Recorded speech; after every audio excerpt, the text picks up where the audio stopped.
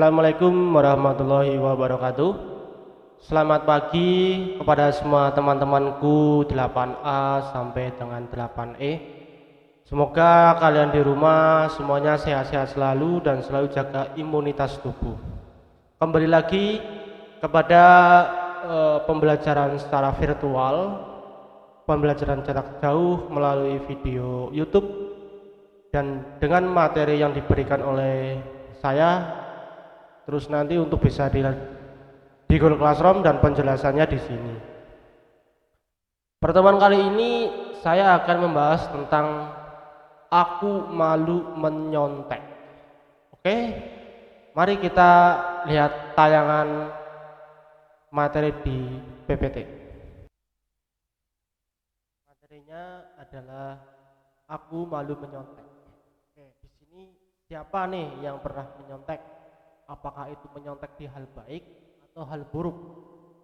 Hal baik yang bagaimana? Hal buruk yang bagaimana? Mari kita lanjut. Ada 5 item ya. Kita akan membahas tentang pengertian menyontek itu apa, faktor penyebabnya apa, akibatnya bagaimana, dan bagaimana kamu kalau sudah melakukan seperti itu harus menguranginya dan harus juga jangan diulangi. Kita lihat, menyontek adalah suatu kegiatan mencontoh atau meniru, mengutip tulisan, pekerjaan orang lain sebagaimana aslinya. Jadi yang namanya mencontek itu meniru sama persis, ya, sama persis. Kalau menyontek itu adalah kegiatan yang baik, misalkan kamu adalah tipe orang yang cara hidupnya kurang teratur dan kamu menyontek orang lain yang cara hidupnya teratur, itu malah bagus. Tetapi yang kita bicarakan adalah menyontek dalam hal akademis, yaitu ketika ada suatu tugas dalam suatu kelompok atau individu, apakah kamu itu mengerjakannya mandiri, mencari referensi sendiri untuk kamu ketahui dan memecahkan masalah. Apakah kamu adalah orang yang mengandalkan orang lain ketika temanmu ada yang lebih pintar, atau kamu mempunyai uang terus disuruh untuk mengerjakan dan orang yang pintar itu kamu contek.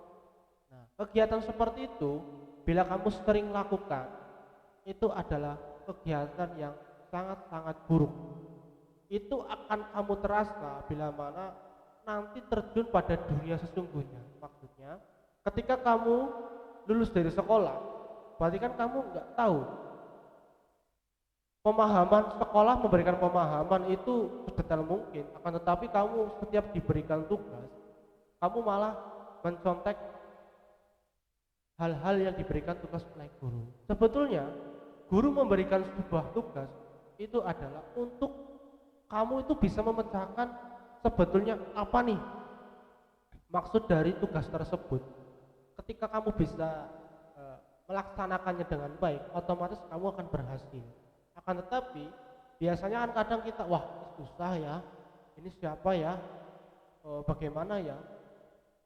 Biasanya kan ada yang malah, wah dia itu orangnya pintar, saya besok mencontek aja lah, bangun dasik sampai sekolah harusnya jam 7 udah mulai pembelajaran, kamu sampai sekolah setengah 7, padahal aslinya jam 7 kurang 3 menit baru nyampe.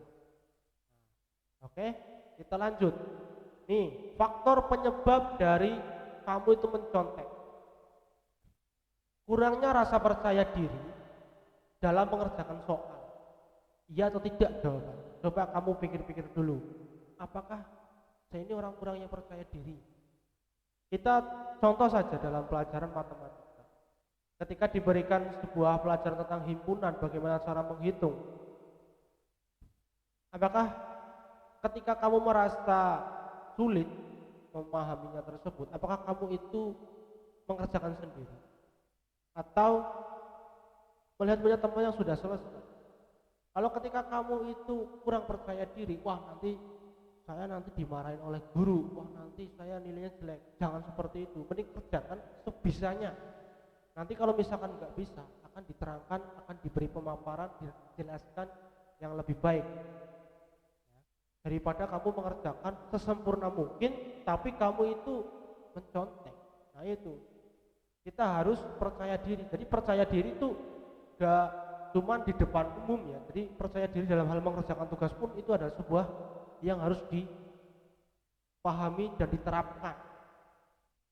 Yang kedua adalah orientasi pelajar pada nilai bukan pada ilmu. Ini yang sering kali salah kaprah kalian itu lakukan. Biasanya kayak gini, ketika ada sebuah mata pelajaran memberikan sebuah materi, pasti kamu akan mendengarkan dengan baik. Atau enggak, ada juga yang mendengarkan tapi seolah-olah kayak enggak mendengarkan, pikirannya itu di luar. Tapi ketika ada sebuah ulangan, kamu akan yang namanya SKS, akan belajar sistem kebut semalam. Biar apa? Biar saya mendapat nilai yang baik. Nah, salahnya di situ. Nah, kalau kamu itu mengerjakannya seperti itu, mungkin kamu beberapa hari akan lupa lagi. Beda dengan kalian itu ilmunya dipahami. Ketika ilmunya itu dipahami, tingkat kelupaannya itu akan sangat-sangat kurang. Ya. Sangat-sangat istilahnya itu jarang lah. Pasti karena sudah paham. Suatu ketika kita ada berbicara sesuatu dengan materi itu, kita akan saya dulu pernah kayak gini, mikir kayak gini, tahu nih sedikit-sedikit. Tapi ketika kamu hanya orientasinya ilmu, hanya semalaman belajar, ketika diberi pembelajaran oleh guru kamu tidak begitu memperhatikan, hanya orientasi pada nilai, ya otomatis percuma kamu buang-buang waktu kamu sekolah seperti itu. Nah, maka rubah dulu mindset kamu itu, orientasi harus kepada pemahaman ilmu bukan nilai ya. Yang ketiga, sudah menjadi kebiasaan terjadi karena kita melakukan terjadi karena kita punya niat ya. Berarti ada niat, ada perilaku, dan menjadi kebiasaan. Maka kalau kamu ingin menjadi yang orientasinya nilai ilmu dan menjadi kebiasaan yang baik, maka rubahlah kebiasaan. Jadi misalkan saya sendiri ketika ada beberapa pelajaran, saya tidur misalkan, saya nggak memperhatikan, tapi ketika saya menghadapi sebuah ulangan harian atau diberi tugas, saya akan mengerjakan sebisa saya, dan setelahnya itu kalau nggak bisa saya mencontek.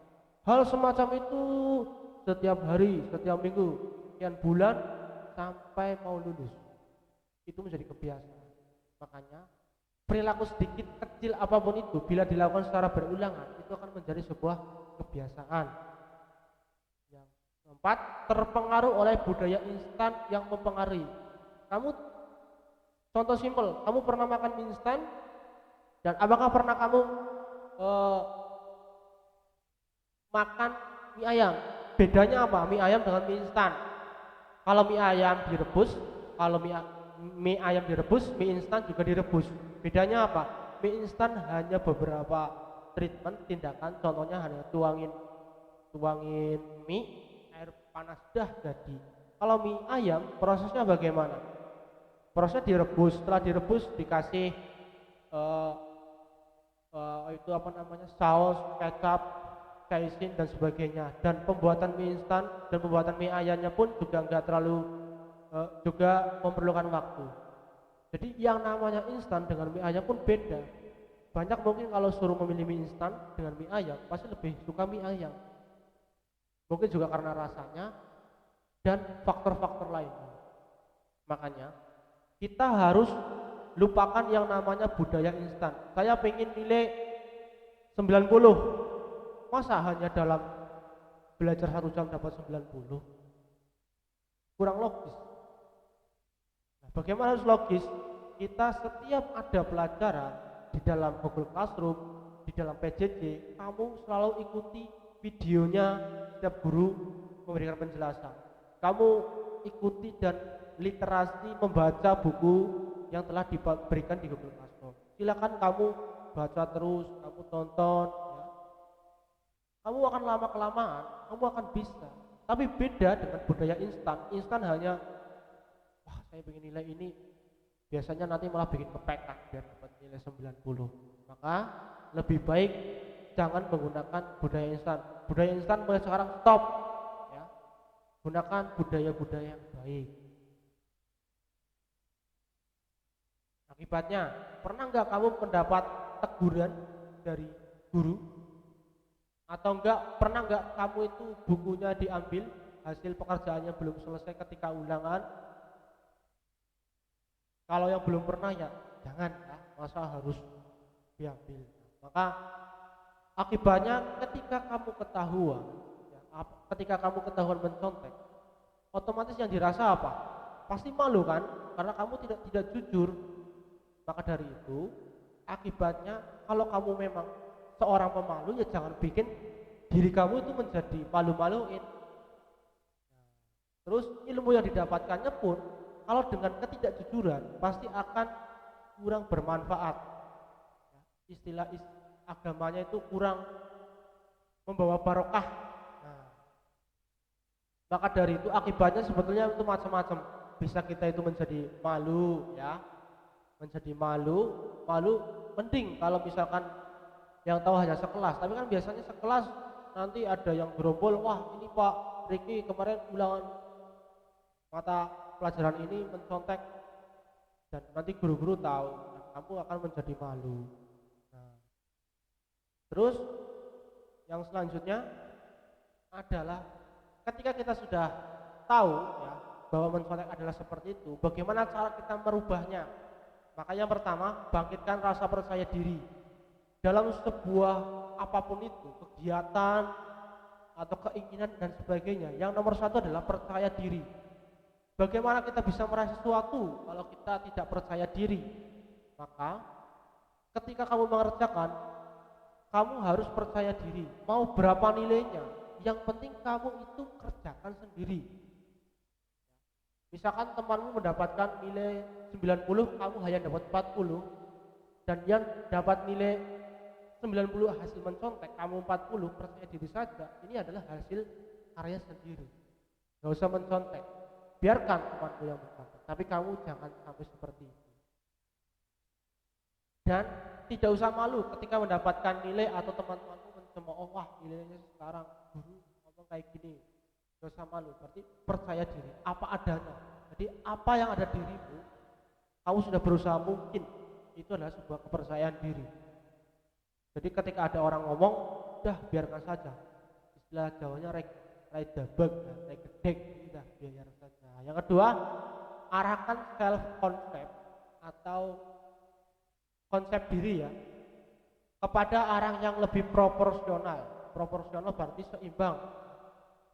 Berarti buatlah kamu sebuah konsep bagaimana kamu itu jangan sampai kamu mencontek, harus seimbang.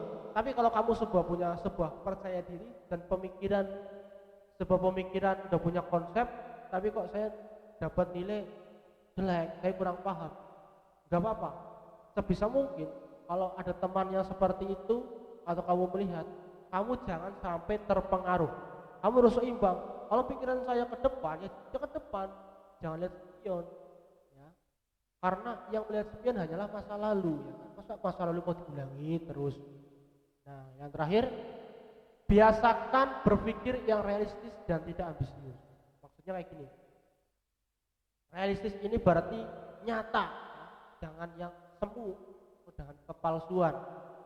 Nah, realistis ini bila mana saya mengerjakan pelan-pelan, seperti kamu mau ke ketinggian 3 meter, kamu kan harus pakai tangga.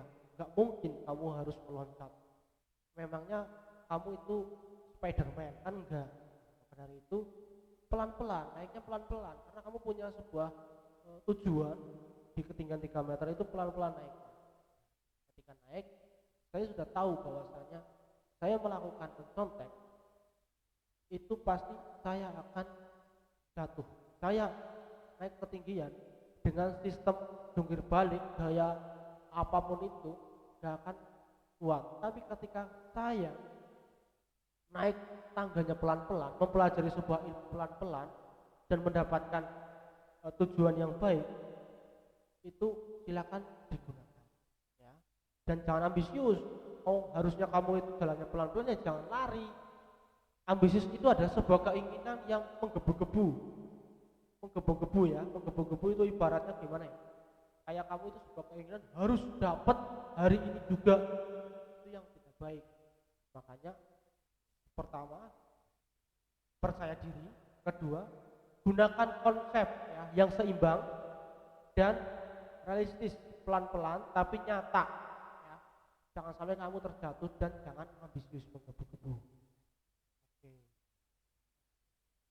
Silakan ya, kalian pahami apa yang saya jelaskan dan terapkan setiap guru memberikan upload dan sebuah penjelasan materi. Silakan kalian pahami beberapa mata pelajarannya dan gunakan konsep ya, dan realistis dan percaya diri. Gak usah malu kamu dapat nilai di bawah KKN. Yang penting kamu menggunakan jalan yang benar. Maksudnya itu tidak mencontoh. Jangan sekali-kali, karena apa? Tadi kan udah jelas. Ketika mencontek akan membawa dampak yang buruk. Berarti pelan-pelan tapi pasti. Maka dari itu saya harap ketika kalian mengerjakan tugas di rumah pun juga yang mengerjakan kamu sendiri, bukan kakakmu, bukan orang tuamu, bukan lain-lain. Tapi ketika kamu bertanya tidak masalah. Yang penting jangan sampai dikerjakan orang lain, apalagi mencontek hasil pekerjaan kamu. Semoga saya bawakan kepada semua temanku membawa manfaat yang baik. Sekian dari saya.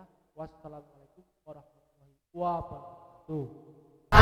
Lelah, sebab-sebab itu maju terus.